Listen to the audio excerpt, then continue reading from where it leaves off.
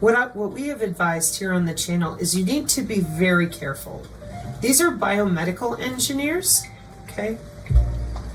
This is just, I started with this one so it would be an easier way to show people. Something that I often bring up on the channel is magnetic human body communication. And the reason that I do is because most people are familiar with something called Kirlian photography. So when I show them what our biomedical engineers with the IEEE are looking at, for example, right here, and they say, but Sabrina, that looks like Kirlian photography. And I say, I appreciate you feel that way. That is your human biofield. Okay, let me turn so you can see over here too. Because we're using your body as the primary connection. We're not using radio frequency because it can be easily snooped and hacked. And everything that I'm showing you here is coming directly from the IEEE transactions on biomedical engineering. And that is because, excuse me, sorry about that. That is because these are jobs. So when Trump gets up there and tells you that the future is going to be made of logging in and out of you wirelessly, that's because your body is tethered to the cloud. It didn't happen yesterday. It didn't happen 5 years ago. It's been going on for at least 30 years and longer in DARPA and BARDA and IARPA and all that kind of stuff.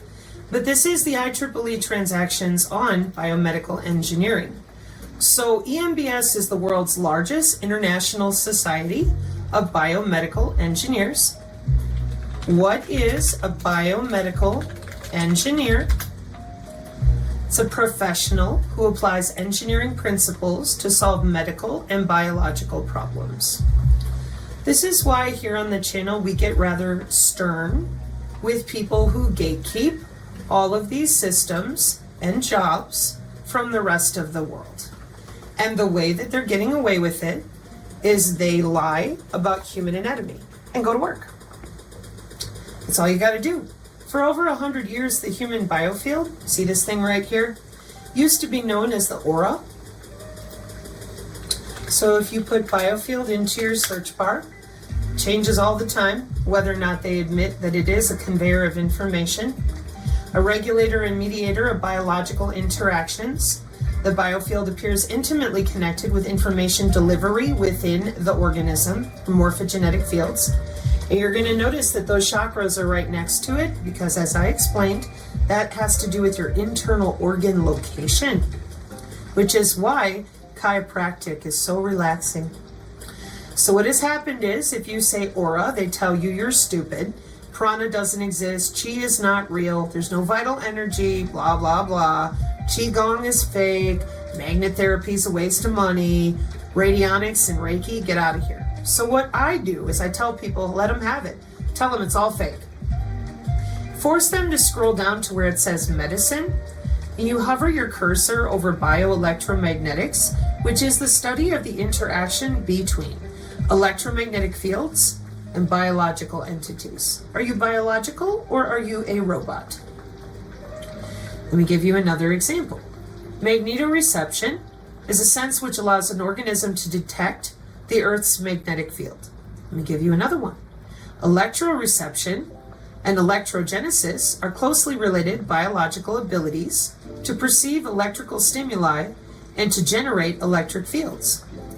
Medical imaging, scientific magnetic or electrical biofield imaging under medicine, because the biofield is on the National Institute of Health because it is human anatomy, like your liver or your arms. So we have magnetoencephalography, we have electroencephalography, we have magnetocardiography, okay, stomach and muscles. And when I tell people it is now the EEG, for example, has left the hospital, people get very concerned and confused. It's very simple. Where is your human aura? That thing you said, and I'm sure you were taught, doesn't exist. It's supernatural. It's spiritual. Nobody knows what they're doing. How incredibly disingenuous. Nobody knows what they're doing. That's amazing, isn't it?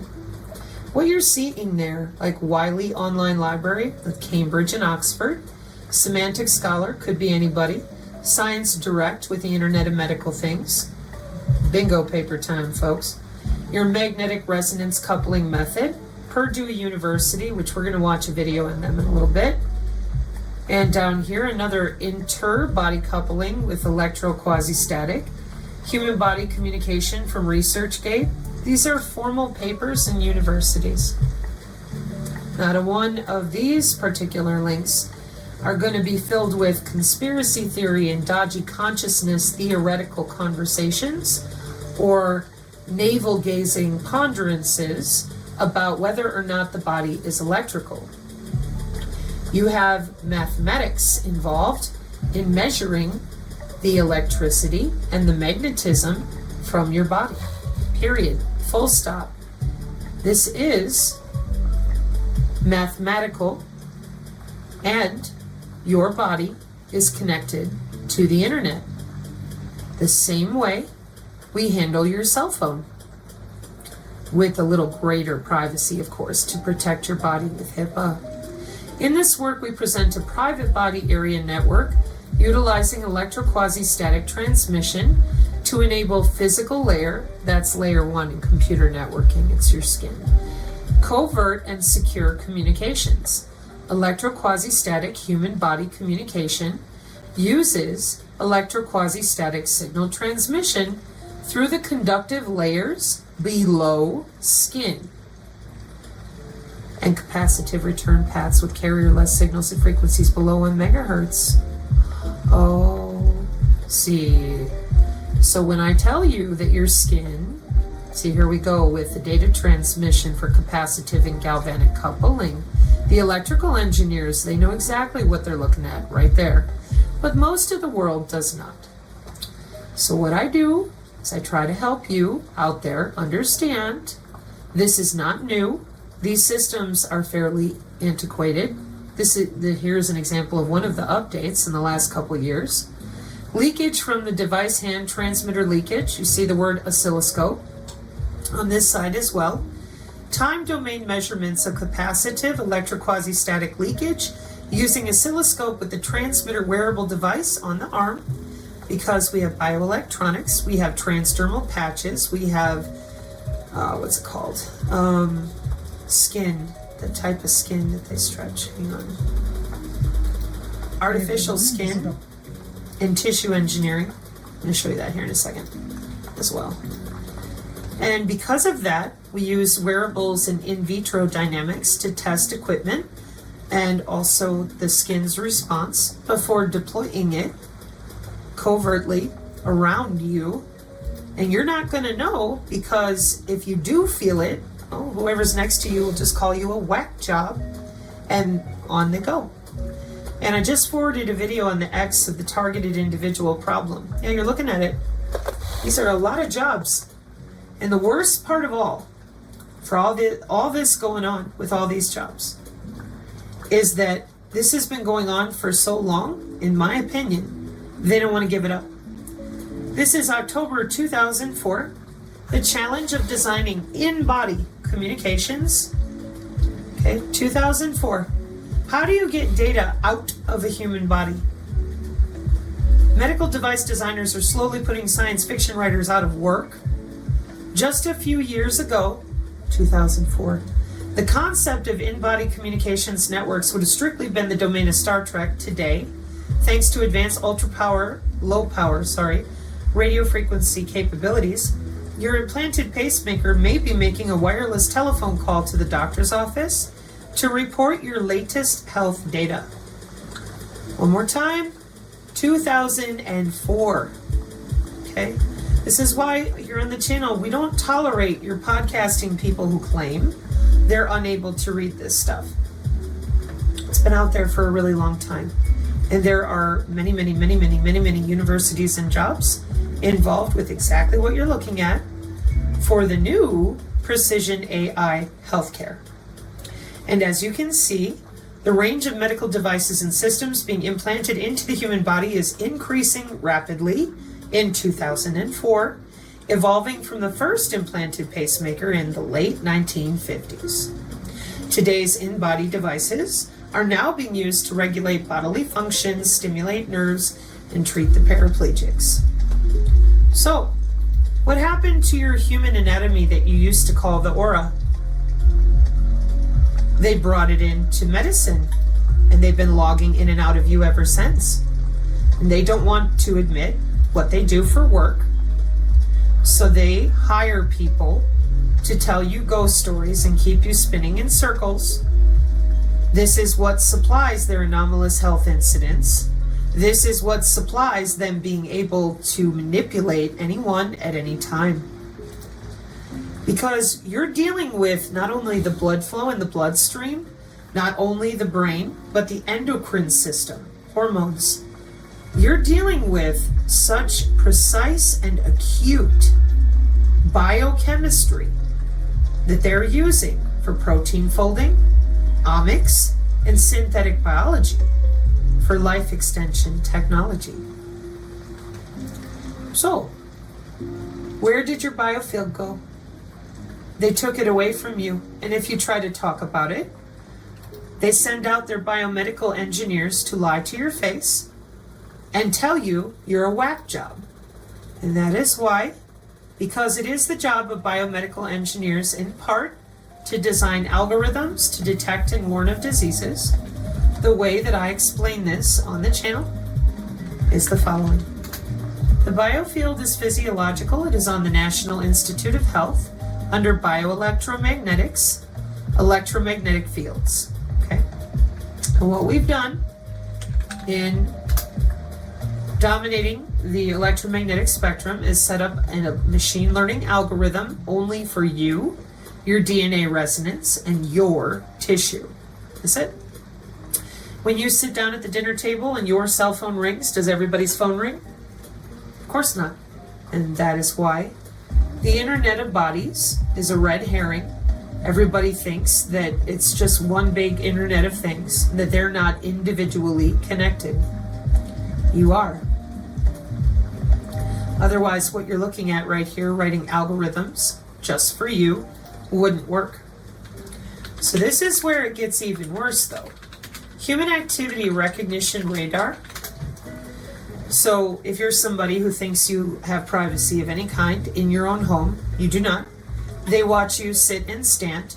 No, you do not have to be targeted for something like spycraft or espionage. Nope. Well, you work for the government. Nope, nope, nope. Passive radar for opportunistic monitoring for your e-health applications. They just didn't tell you that they're watching through your Fitbit and everything else. You're expected to just assume that. The human activity recognition system can use video, sensors, radar, radio frequency, the environment with intelligent reflective surfaces, your wearable, or your phone. Then we have many, many options, routing protocols. And what we do is we take the signal of the activity, we put it into a database with machine learning, and we go against what's called your digital twin mathematically to change your behavior, your hormones, your thoughts, whatever they want. This is why, in my opinion, continuing to lie to people about the HOW that we're using internationally for all these different systems of augmented reality, X reality, and machine learning for our actual law enforcement so that they can catch the bad guys. I am not joking around. I am not being hyperbolic.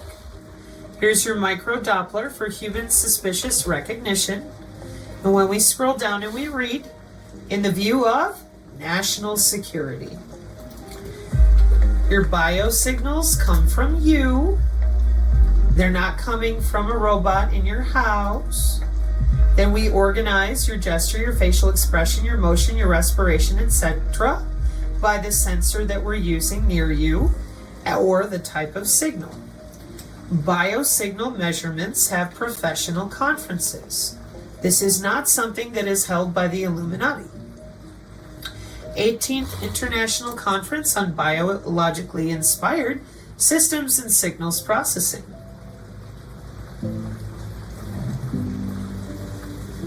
Do you see anything there that looks like a conspiracy theory? Or do you see monitoring and telemetry for medical signals often used in the hospitals?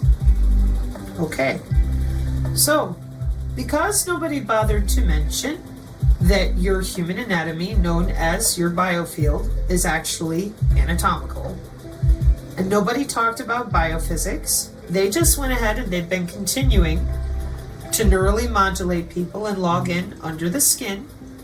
It's legal. It is overseen by national security with biosurveillance. And that's why you have so much of this stuff floating around the CIA reading room.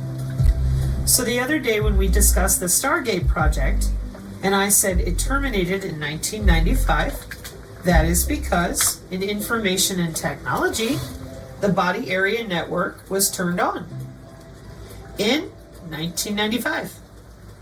So you're not going to be psychic. You're not going to be able to feel your own skin, not without them getting out or getting in whatever signals they want to be able to hit you with or to extract from you. This has to do with your digital twin. This has to do with microfluidics. This has to do with augmented reality. And instead of telling anybody anything real, we're still fighting the most ridiculous amounts of sophistry. So when Trump got up on the stage with Ellison and them, everybody just played stupid.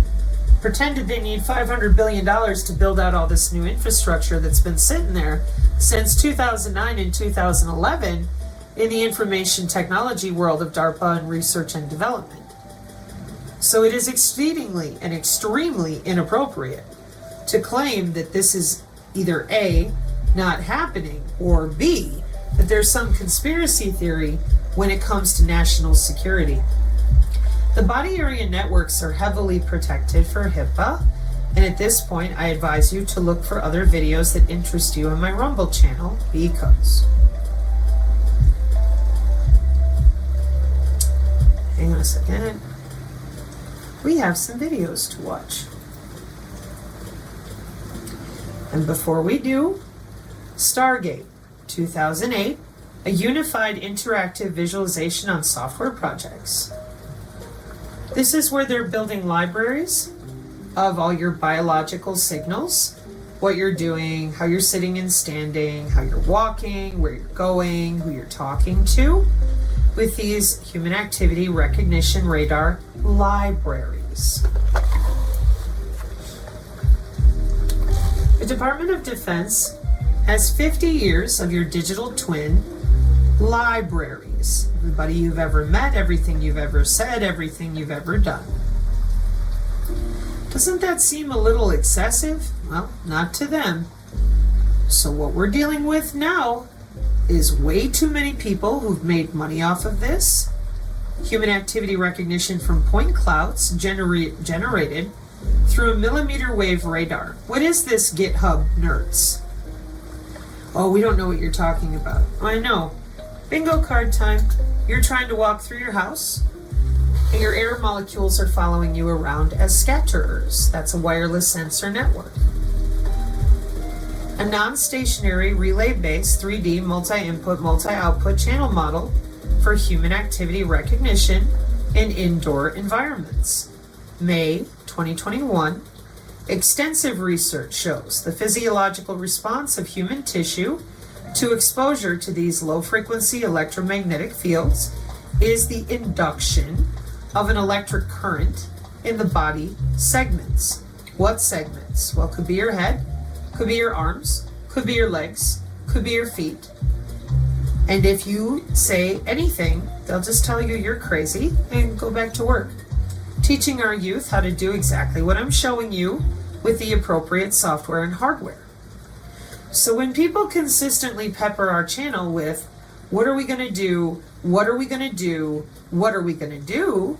My first response is, if I were you, I would start talking about this for what it is. And I would stop hanging out or hanging around people who lie about it for their job. Because most humans right now continue to say that they know they have a biofield. Well, I know what the aura is. Okay, did you know that it's anatomical and it's how they've got you connected to the cloud for your new biomedical health care? Probably not. So people were allegedly shocked when Trump came out there and said, hey, we're going to log into you. Oh, how could that be? Well, I don't know, 30 years of having under the skin surveillance with the Department of Homeland Security, I would say you're good to go. What is regenerative medicine? A field of medical science that aims to repair or replace damaged or diseased tissues and organs. Tissue engineering, gene therapy, biomaterials, and the goal of regenerative medicine is to restore function and improve quality of life.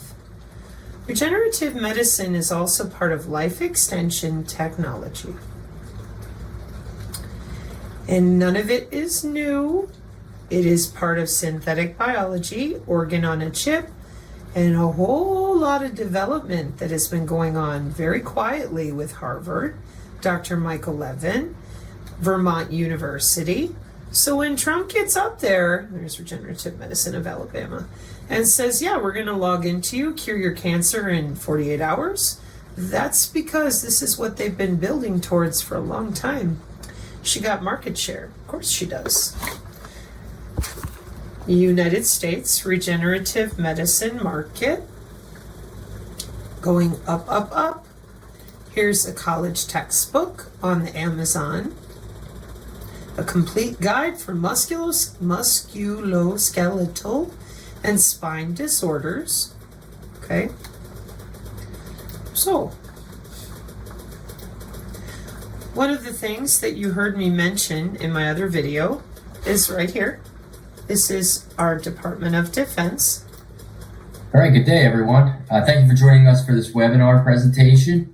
My name is John Clements, and I'm the technical lead for the Homeland Defense and Security Information Analysis Center, or HDIAC, one of 3 IAC domains in the DoD Information Analysis Centers operating under the Defense Technical Information Center, or DTIC, within the Office of the Undersecretary of Defense for Research and Engineering. Our informative webinar series highlights current and emerging research and technology developments. It presents an opportunity for accelerating the DoD's leverage of these advancements by increasing awareness and fostering technical collaboration. So, as he goes through and explains different components of combat casualty care, trauma life support, and combat medicine, reduce mortality and morbidity resulting from injuries on the battlefield, and we just saw the artificial skin video for burns and wounds, what do you see on the right-hand side? Nanotechnology, science, engineering, and technology conducted at the nanoscale, used across all science fields such as chemistry, biology, physics, material science, and engineering. DoD has invested over $5 billion since the late 90s. Huge research and investment interest in nanomedicine at the VA, the DoD, academia, and the private sector. Again, don't shoot the messenger. Let's try reading the slides together. Methodology and limitations. With their peer-reviewed gray literature, massive amounts of information, subfields, focused on what is currently used or realistically possible.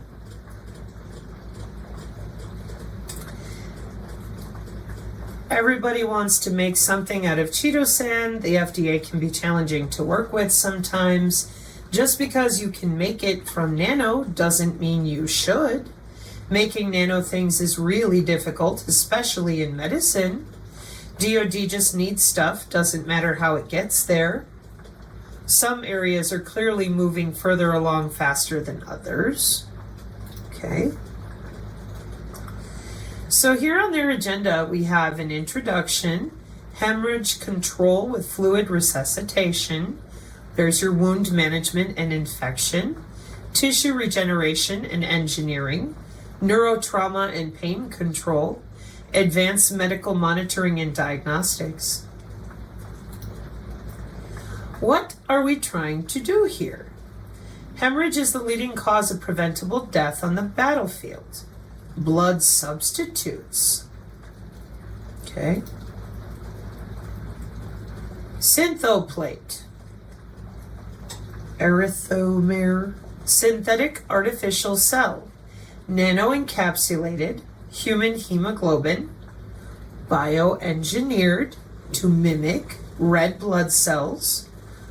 Option for all blood types. Avoids no trapping. Biodegradable.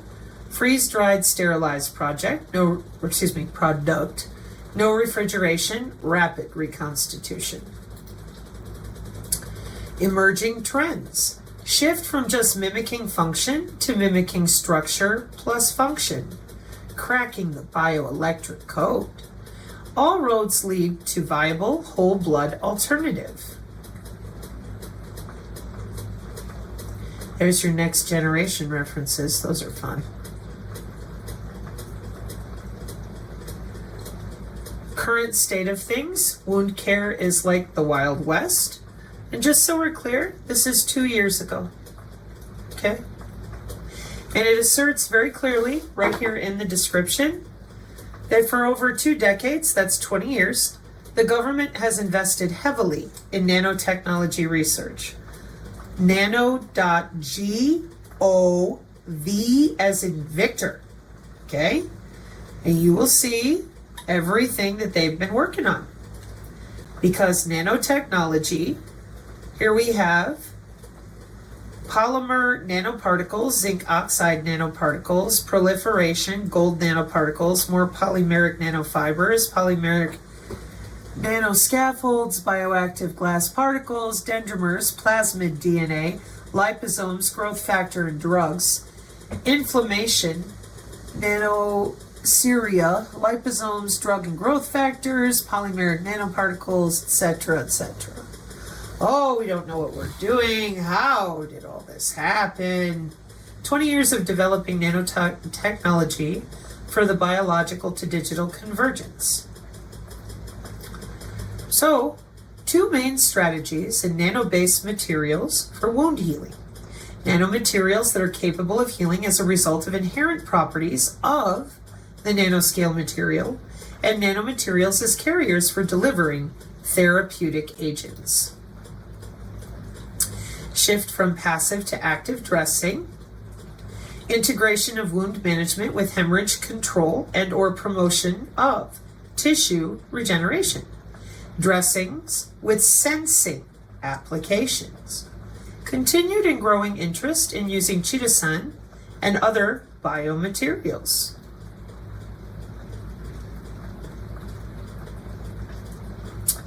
Current goal in bone engineering, cells, scaffolds, and chemophysical stimuli.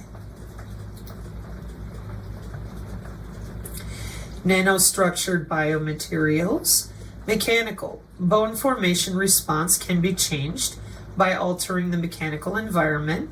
Biocompatibility of biomaterials play an important role in their performance for bone healing. Osteoinductivity induces new bone formation.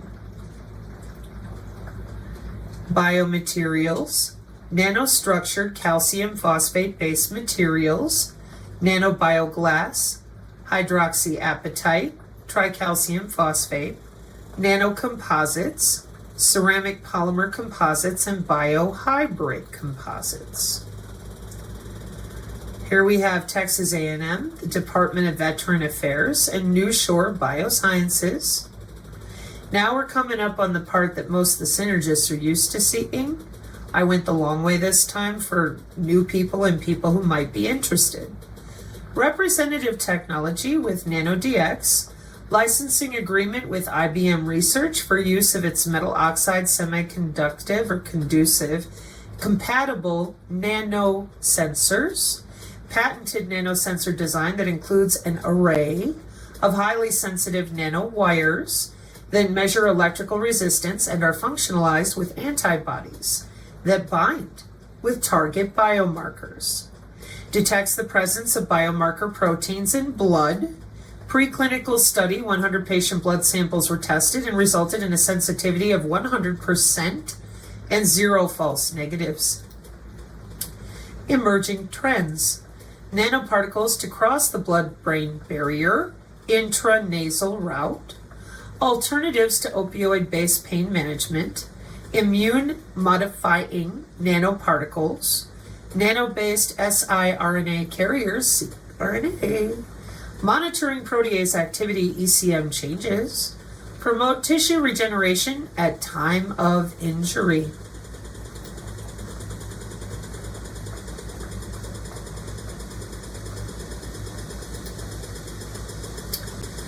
Best current examples: pioneering tissue integrating biosensors for continuous monitoring of body chemistries, and Legionaria's smart garment senses, penetrating wounds and burns, and automatically creates an ATAC alert and troops in contact message with the geolocation of the casualty and a data profile of the wound combined with vital signs from physiological sensors. Emerging trends. Graphene becoming a very popular substrate. Lots of work with implantable sensors, especially in continuous glucose monitoring. Micro nanosensors making it possible to monitor biomarkers in sweat and interstitial fluid instead of blood. Nano-inflexible electronics, and to make smart fibers for textiles. Self-powering nanosensors, tribo or piezoelectric. So this is one of the reasons, again, why here on the channel, we are not interested in having circular arguments. We would much rather send you to places and spaces where you can educate yourself and understand you're dealing with biology, biotechnology, and bioinformatics. So have we heard of DNA data storage? Let's find out. This is Dr. Jyoti Bala. I welcome you all on my YouTube channel. In this session, let's explore DNA data storage. We will be focusing about why it is important. We'll also look for the significance of DNA data storage along with the recent trends in this sector, and we'll see few of the limitations and how to tackle them. So let's begin the session. Let's first understand what is DNA data storage. DNA data storage is an innovative method of encoding digital information into synthetic DNA molecule. This technique leverages the natural properties of DNA, which can store vast amount of DNA in compact form, making it a promising alternative to traditional electronic storage. Now here on the channel, I have informed the synergists about this. It's called DNA steganography, and the reason I brought it up is because back in the day when we would make web pages with HTML, we would leave ourselves messages in the code. So do they. And this is because of how well known it is to log into your body and rearrange your DNA. CRISPR-Cas9, brain connectomes, proteomics, regenerative medicine, life extension technologies.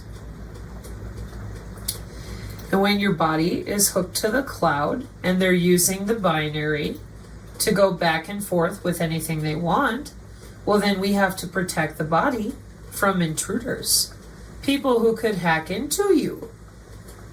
Data authenticity issue in mobile cloud computing based health care systems, 2018.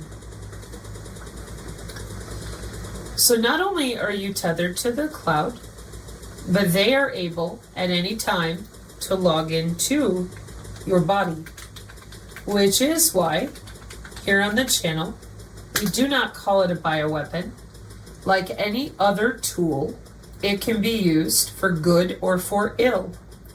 This is a bio-cyber interface for wireless drug delivery, biotechnology, augmented reality, artificial neural networks that are your digital twin that you are adhesing with for your agentic AI IBM square pin, or other modified bioelectronics.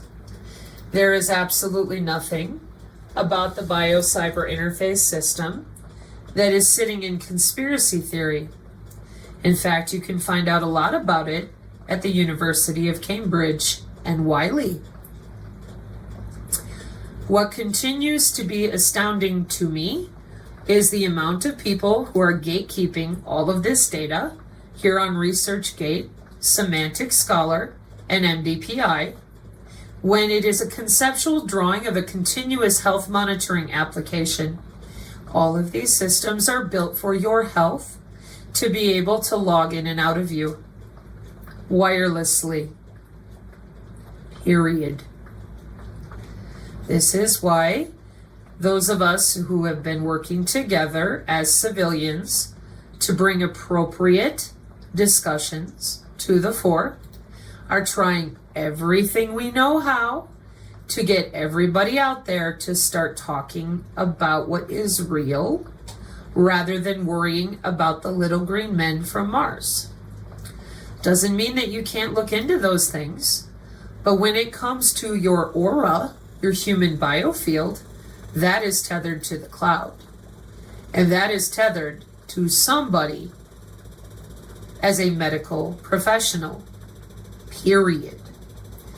The cybersecurity involved will black box certain layers of connectivity so that hacking your internal organs is more difficult.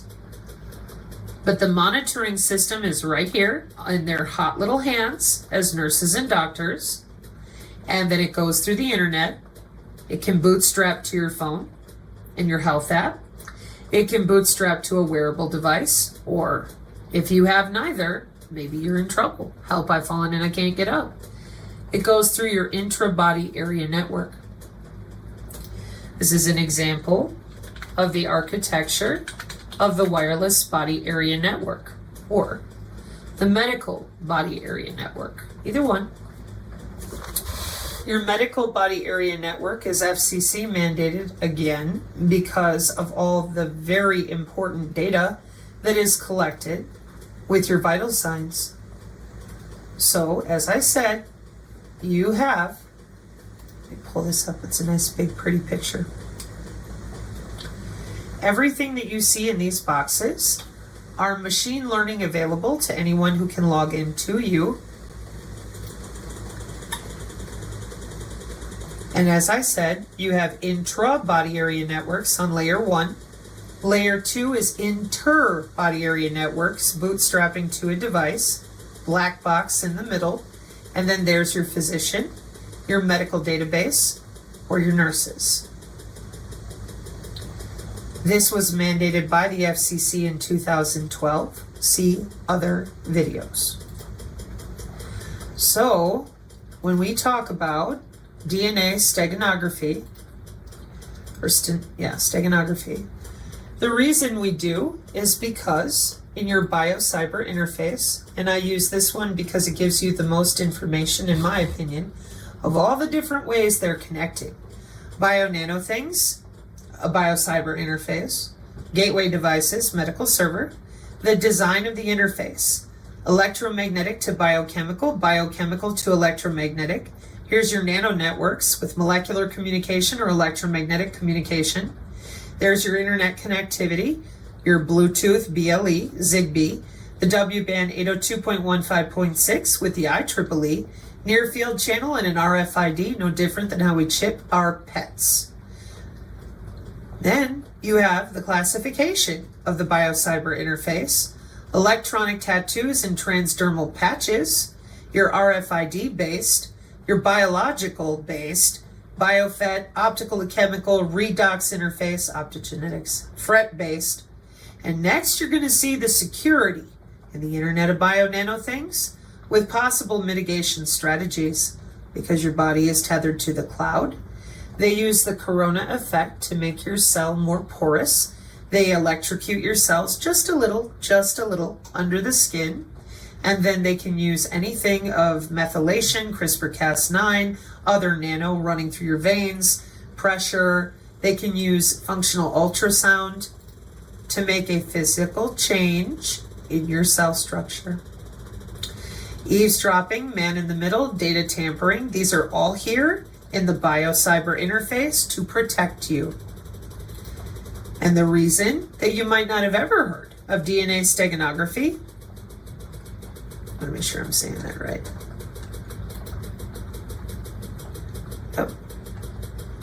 Yep. Is because they've been busy doing this for so long. The biomedical engineers, or whoever all these folks are with all these jobs, well, this is for them. It's not for you. We have DNA cryptography too. Let me pull this up for you. Science partner journals. And then we'll go back to our video. So, in Intelligent Computing, a science partner journal, okay. A review of DNA cryptography, January 2025. Wow, it's nice and new. Here we are. DNA, the oldest natural storage medium, offers a highly promising mode for information computing and storage with its high information density, low maintenance costs. I mean, you got to consider nobody even knows what's going on. They're just walking around as little walking hard drives. Amazing, huh? And the ability to do parallel processing. DNA cryptography is an emerging discipline focused on achieving information security within this new paradigm. In this paper, we first present the foundational concepts of cryptography and biological techniques involved in DNA cryptography. We then comprehensively review two types of DNA cryptography: pseudo-DNA cryptography and natural DNA cryptography. After summarizing and discussing the security foundations of these cryptographic methods, we highlight the main challenges relating to measurability, standard protocols, robustness, and operability. Finally, we outline future directions for DNA cryptography, hoping to facilitate the evolution of this nascent field. They ran out of room with traditional hard drives, have been complaining about it in IEEE journals, and this is easy enough. Introduction. With the rapid development of emerging technologies such as cloud computing and artificial intelligence, global digital data are growing exponentially and are predicted to exceed 175, oh dear Lord, zebytes by 2025. We're way past terabytes and all the rest of it that goes with it. Mainstream magnetic, optical, and electronic storage technologies hardly keep pace with the increasing demand for data storage. In addition, they also suffer from limitations in terms of power consumption, volume, reliability, effective storage duration, etc. Exploring new computational theories and storage media. Did you know that your body is media for storing digital data that you have no access to? Probably not. So, exploring new computational theories and storage media is thus a crucial issue for the sustainable development of information technology. As early as 1959, Feynman proposed the concept of molecular scale computing. Subsequently, Wiener and Nyman introduced the idea of molecular genetic storage in 1994. Turing Award winner Edelman first solved a 7-vertex Hamiltonian path problem with biological enzymes and biochemical techniques. In the following year, Baum proposed the construction of a high-capacity database storage system based on DNA. Edelman and Baum thus opened up the era of biological computing and DNA storage. Are you impressed? I think they're pretty impressed with themselves.